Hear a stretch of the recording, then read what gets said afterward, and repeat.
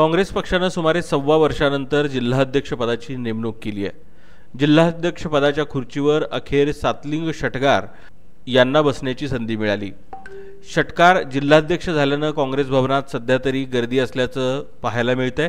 काँग्रेस भवनातील जिल्हाध्यक्ष कार्यालय कार्यकर्त्यांनी भरभरून दिसत आहे। यापूर्वीचे जिल्हाध्यक्ष राहिलेले डॉक्टर धवलसिंग मोहिते पाटील यांनी काँग्रेस भवनमधील जिल्हाध्यक्ष कार्यालयातील बसण्याची आपली दिशा बदलली होती। त्यांनी पूर्वेकडे खुर्ची करून बैठक व्यवस्था केली होती, पण नवे जिल्हाध्यक्ष सातलिंग षटगार यांनी पुन्हा बसण्याची दिशा बदलून यापूर्वीचे सर्व जिल्हाध्यक्ष ज्या पद्धतीने बसायचे त्याच पद्धतीने रचना केल्याचं पाहायला मिळतंय।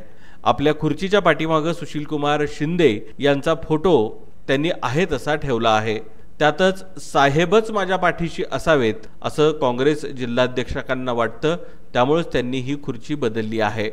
षटगार यांच्या रूपाने जिल्हा काँग्रेसला वजनदार अध्यक्ष मिळाला आहे।